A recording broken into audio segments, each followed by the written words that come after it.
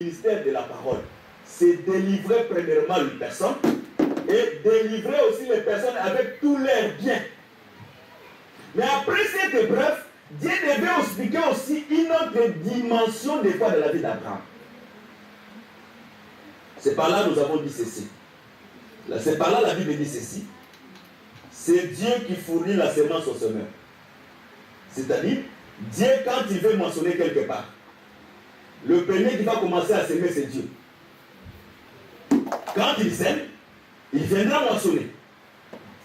Mais Dieu aussi, s'il ne sème pas, il vient pour moissonner. Là, il ne vient pas moissonner avec la main. Mais il vient moissonner avec la faucille. Parce que Dieu a des instruments de la moisson. La main ou la faucille. S'il vient avec la main, c'est la grâce pour toi. Mais s'il vient avec la faucille, ça ce n'est plus la grâce, mais c'est le jugement pour toi. Que le Seigneur bénisse. Dieu, la promesse qu'il a promis à Abraham, la 4e fois la Bible dit, Dieu a apparu à Abraham dans la chair. Et dans d'autres termes, toutes les promesses que Dieu veut faire à Abraham, pour que ces promesses soient accomplies, il faut que Dieu prenne la chair humaine. Voilà pourquoi nous croyons quand le Seigneur est venu sur la terre, c'était Dieu dans la chair humaine pour accomplir toutes les promesses qu'il avait promis à Abraham. Parce que ces jours-là, Abraham pouvait voir facilement Dieu dans la chair. Et Dieu dit à Abraham, sur cette même époque, l'année prochaine, Sarah aura un fils. C'est-à-dire, c'est lui qui est venu déposer ou s'aimer Isaac dans la maison d'Abraham, c'était Dieu. Amen. Comme Dieu a sémé, Abraham avait moissonné. C'est-à-dire, la main de Dieu et la main d'Abraham s'est croisée dans les champs. Parce que Dieu a sémé, Abraham a moissonné. C'est par là que nous avons dit ceci. La grossesse selon Dieu est différente de la grossesse selon les hommes. La grossesse selon les hommes, la grossesse dure 9 mois. Mais la grossesse selon Dieu, la grossesse dure 1 an. Qui est une année de la grâce. Tu peux faire toutes les magies possibles de dire. Tu n'iras pas dans cette Bible, il y a une femme qui a conçu pendant 9 mois. Dans la Bible, quand Dieu parle de la grossesse, Dieu parle toujours d'1 an. Que les Seigneur bénisse. Et Isaac était né. Maintenant, la Bible dit, Dieu a mis maintenant Abraham à l'épreuve. L'unique fils qu'Abraham entendait, Dieu a donné à Abraham. Et Dieu lui-même qui a donné Isaac, Dieu demande encore Isaac. Dieu dit à Abraham, donne-moi ton unique fils. Mais quand nous lisons la Bible, nous comprenons qu'Abraham avait plusieurs enfants. C'est pour dire aussi, nous sommes plusieurs comme fils d'Abraham, mais dans la manière que Dieu calcule, Dieu n'a qu'un seul fils. Amen. Dieu n'a pas de fils.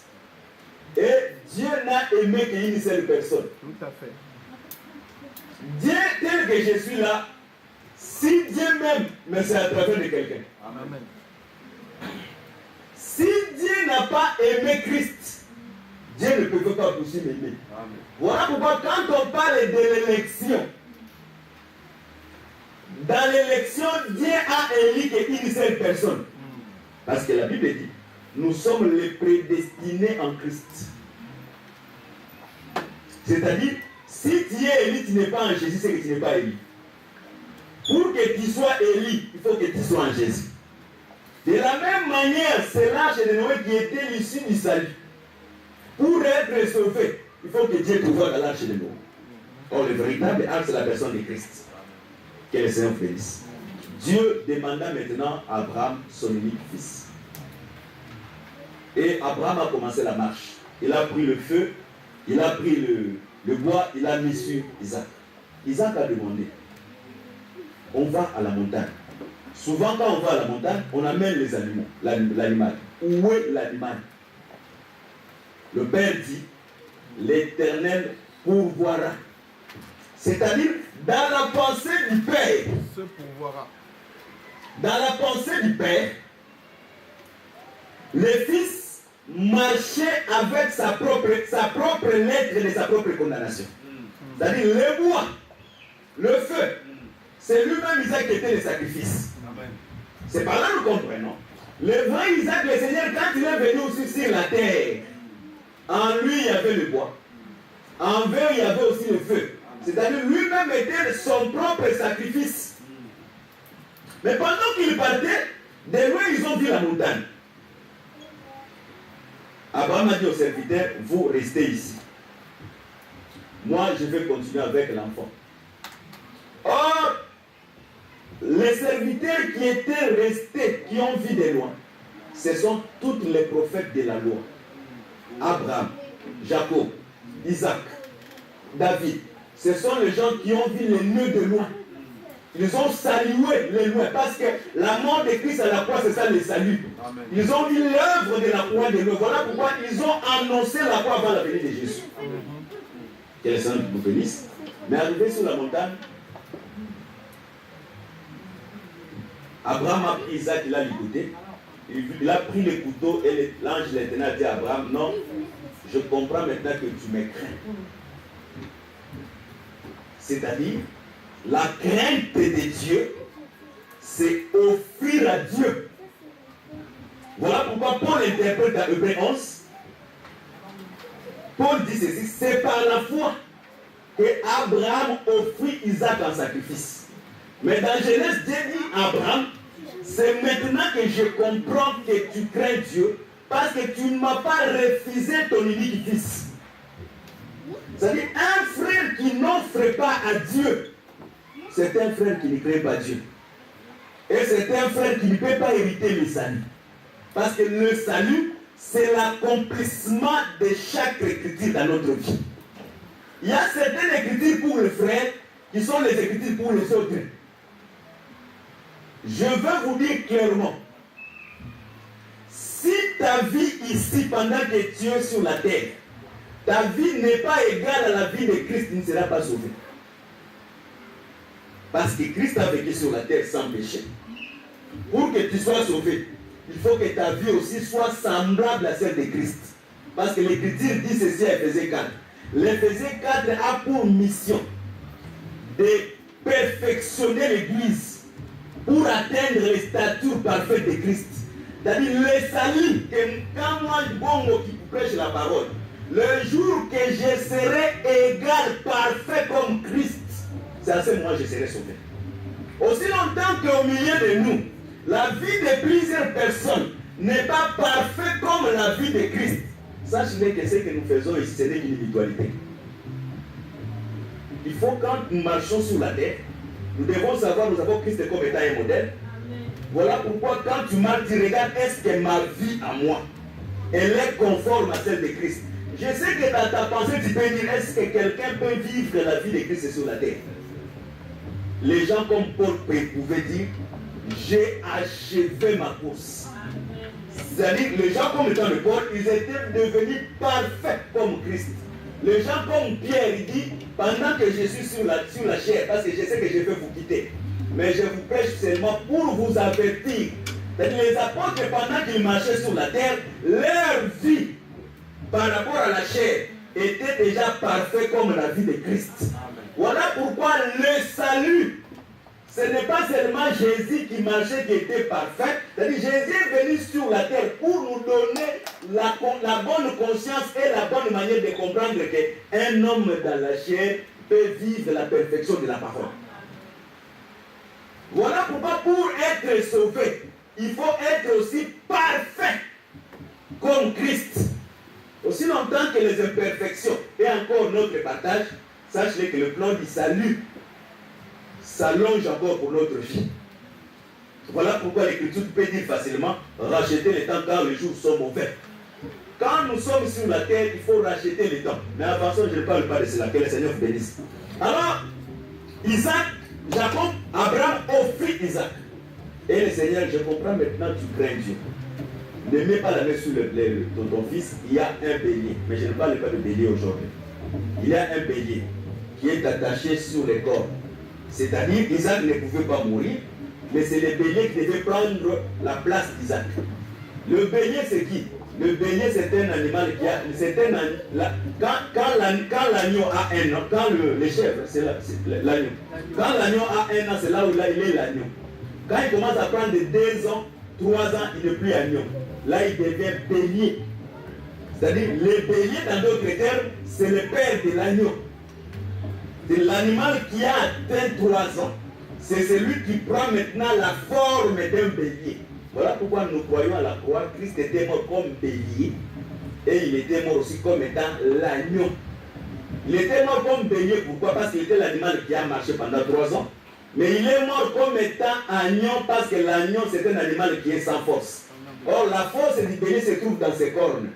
Comme les cornes étaient liées, il n'était plus un bélier, mais il est mort aussi comme étant un agneau. Que le Seigneur bénisse. C'est-à-dire, et maintenant Dieu dit à Abraham, toutes les nations de la terre seront bénies en toi. Et je te multiplierai à l'infini. Quand nous regardons comme ça, selon la chair, la loi de la multiplication, quand Jésus explique dans Jean 12, il dit qu'il faut que les graines de blé tombent, il meurt, c'est à ce moment il va se multiplier.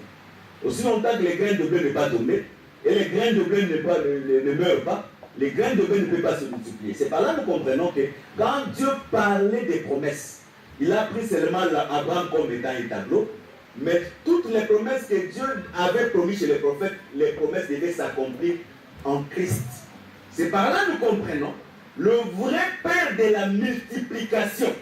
C'était Christ qui est venu avec la semence qui est son propre corps. Et quand il est mort et dans la résurrection, nous sommes devenus des chrétiens.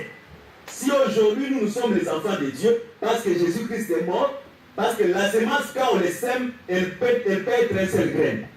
Mais dans la résurrection, elle ne peut pas demeurer une seule graine. Que les Seigneur bénisse. Voilà pourquoi aussi dans l'exercice de la foi, quand nous croyons, pour que ce que nous avons, nous, dans nos poches, dans nos travail, pour que ça puisse se multiplier. Parce que quand on parle des révélations, on parle des révélations, on ne parle pas aussi de ces choses, beaucoup de gens ne sauront pas comment servir Dieu. Tu peux dire que ça c'est le passé, mais je vais le prêcher avec force. Que le Seigneur bénisse. Pour que ce que nous avons aussi, plus il s'est multiplié, il faut aussi que la personne puisse s'aimer ce qu'il a. Quand on s'aime, c'est-à-dire, on accepte de perdre ce que tu as. Quand on accepte de perdre ce que tu as, c'est à ce moment que le Seigneur va arroser afin que la semence puisse se multiplier à la résurrection. Voilà pourquoi l'Écriture dit, quand on sème avec larmes. Mais quand on moissonne avec chant d'allégresse. Parce que quand on a semé, on n'a pas semé avec joie, parce que la réalité des difficultés qui nous entouraient, ça peut nous empêcher aussi de s'aimer.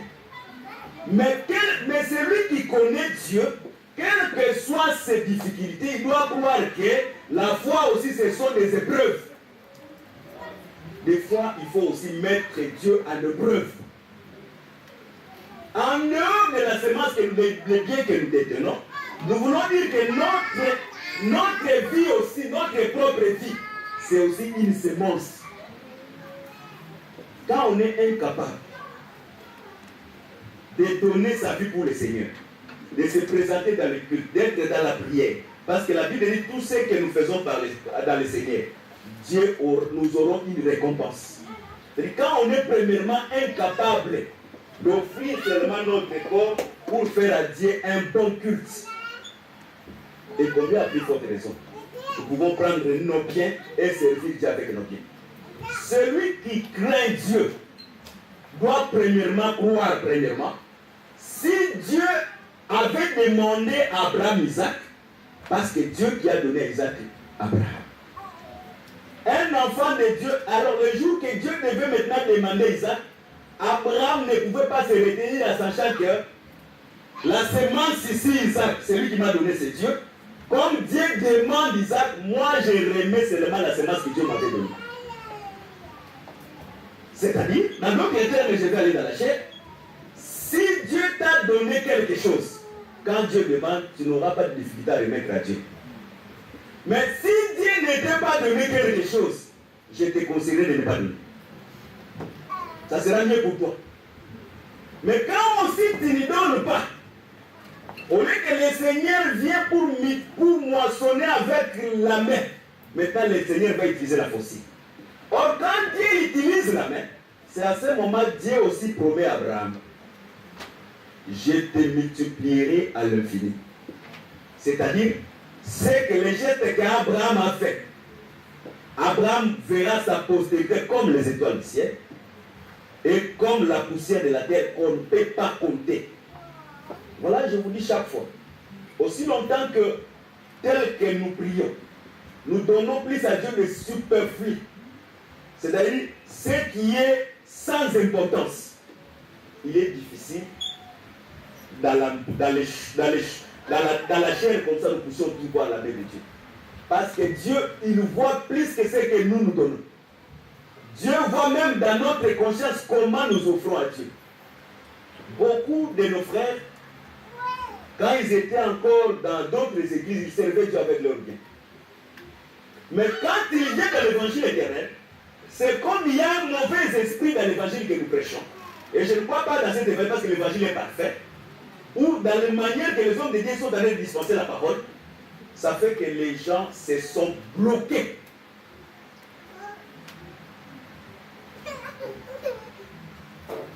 Quand on retient la semence sous la main, on a des difficultés d'espérer de moissonner demain. Quand on reste à la maison, on ne travaille pas. On a des difficultés à la fin du mois d'aller prendre un salaire. C'est-à-dire qu'à notre terme, quand quelqu'un veut espérer avoir quelque chose à Dieu, il doit premièrement commencer à s'aimer. Même quand tu vas prier pour une difficulté quelconque, ce que tu as fait, le Seigneur peut se souvenir de cela. Mais nous sommes au temps où les gens sont devenus insensibles. Jamais dans cette église nous prêchons que les gens donnent de l'argent. Non, on ne prêche pas cela. Mais si on ne prêche pas cela, ce n'est pas aussi l'évangile. Nous devons prêcher afin que l'enseignement soit dans la perfection. Si on devait voir les gens qui devaient servir Dieu, ce sont les gens qui sont dans le bon évangile. Parce qu'ils savent qu'ils servent Dieu dans une très bonne enseignement. Parce que l'Écriture dit, nous nous offrons au son de la trompette. C'est-à-dire qu'en écoutant la parole, c'est là où nous sommes forts. Un vrai enfant de Dieu, quand il écoute la parole avec un son confus, il aura la difficulté de servir. Mais quand il écoute le son de la trompette, il doit servir Dieu. Voilà pourquoi, dans les choses de Dieu, nous devons aussi servir Dieu comme Abraham a servi Dieu. Abraham a été le modèle comment servir Dieu. Servir Dieu en donnant aussi son fils unique. Lisez très bien Abraham. La Bible dit ceci. À chaque fois que Dieu parlait à Abraham dans la vision, Abraham bâtissait un autel pour offrir un sacrifice à Dieu. À chaque fois que Dieu a parlé à Abraham, je crois qu'il a parlé à Abraham dans la vision 3 fois. Tous les 3 fois que Dieu a parlé à Abraham, Abraham a bâti un autel et il a offert à Dieu un sacrifice. Le jour que Dieu aussi a parlé à Abraham dans l'école de Melchisedec, Abraham a donné la dîme à Dieu. Le jour que Dieu a parlé à Abraham dans le chêne d'Amamré, comme Dieu devait visiter Abraham dans la chair humaine, Abraham aussi a servi Dieu avec tout ce qu'il avait.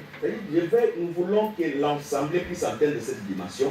Dans chaque fois, vous savez, ce n'est pas une doctrine, mais c'est aussi une bonne conscience.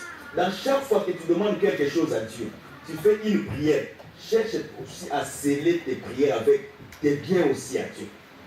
C'est-à-dire, je ne dis pas que qu'on fixe cela comme étant une doctrine, mais que ça soit dans la conscience de plusieurs personnes. La prière que je suis en train de faire, que Dieu puisse me faire quelque chose, ça, je le mets pour Dieu. Dieu va exaucer ce que tu es en train de demander.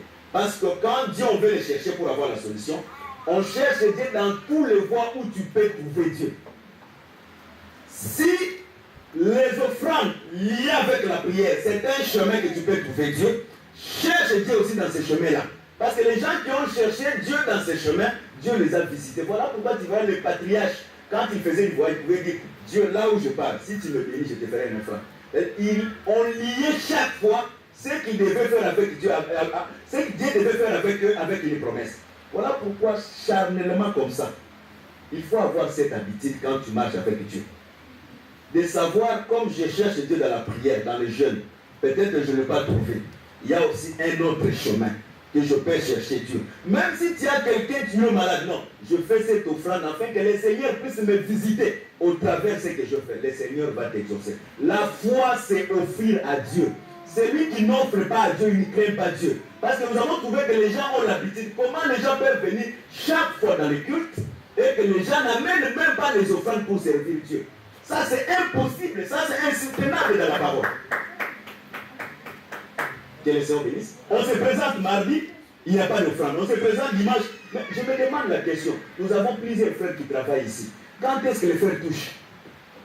Parce que même à la manière des hommes, quand on était encore en Afrique, quand on paye les militaires, tu vas avoir l'argent pour ne pas circuler dans les cités. Et on sait ici, à partir des 4, 5, 6 jusqu'au 15, on paye les gens. Même si on paye les gens, l'offrande c'est 30 euros. L'offrande c'est 15 euros. L'offrande c'est 27. Non, ça ce n'est pas une bonne manière de servir Dieu. On doit servir Dieu, on sert Dieu aussi par rapport à ce que tu reçois.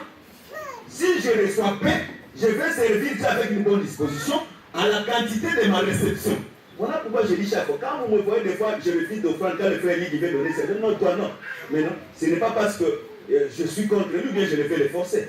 Mais en sachant que, en Israël, on savait la capacité de possession de biens des gens par rapport à l'offrande faite.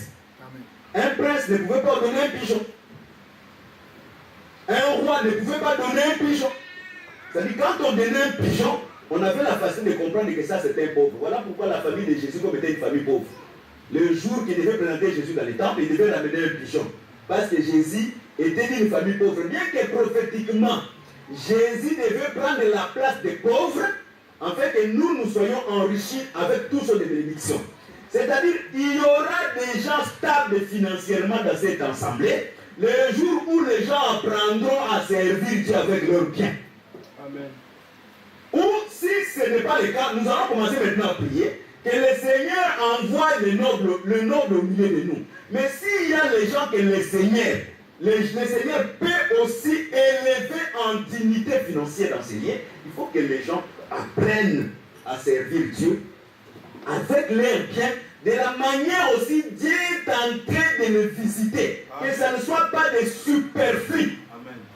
Il y a d'autres choses que les gens offrent ici, ce sont des aumônes, les offrandes de pauvres. Quand tu veux offrir à Dieu, il faut regarder ta relation par rapport à Dieu. Vous savez, je clôture ici. Un jour, j'ai croisé un homme politique dans notre pays. Il voulait que je puisse lui donner quelque chose. Je lui ai donné $300. Mais lui, il a dit à celui qui était à côté de moi, mais ton messieurs que tu es venu, il a dit, $300 c'est quoi? C'était un coca. Il m'a demandé un coca. Mais moi, j'ai donné le coca de 300 €. Mais lui, dans ses calculs, quand on lui présentait quelqu'un pour lui donner pour un coca, c'était 2 000, 3 000 ou 5 000 $. C'est-à-dire, l'homme sert Dieu, et ma soeur et mon frère, je te dis avec sincérité, quand tu commences à servir Dieu, même avec la capacité supérieure à ton offrande que tu reçois, sachez que le Seigneur, tous les biens que nous faisons, le Seigneur va te le payer. Si l'Éternel ne nous paye pas, parce que notre manière de servir Dieu, ça nous empêche aussi. Comment Dieu peut te donner un emploi stable? Aussi longtemps que tu n'es pas fidèle dans les petites choses. Il faut premièrement commencer à être fidèle dans les choses trop petites. Voilà pourquoi l'écriture a toujours raison. Dieu dit ceci. La bonne disposition n'existe pas de ce qu'on n'en a pas. Beaucoup, quand ils veulent servir, qu'est-ce qu'ils disent? À le jour que le Seigneur va me donner un travail stable, à ce moment, je vais commencer à donner les dîmes, je vais commencer à donner l'offrande. Non, ce n'est pas Dieu. La bonne disposition, si même tu ne travailles pas et que tu te croises avec quelqu'un qui te donne 20 €, dans le 20 € que la personne qui te donne là, si tu songes un 5 € à Dieu, c'est cette bonne disposition qui doit être faite dans cette tête. Et maintenant, si tu es fidèle dans les petites choses, c'est à ce moment, cette fidélité aussi t'accompagnera dans les grandes choses. Et la foi aussi, comme étant une grande récompense, c'est aussi une épreuve dans ce que nous détenons dans nos mains pour servir Dieu. Dieu ne nous éprouve pas seulement avec des difficultés. Dieu nous éprouve aussi de ce que nous avons dans nos mains. Le diable crée aussi un doute en nous de servir Dieu avec nos biens. Mais si tu es vraiment réellement affranchi, tu seras affranchi toi et tes biens pour servir aussi Dieu avec tes biens. Que le Seigneur vous bénisse. On se limite ici parce qu'on a une petite réunion. Nous voulons prier.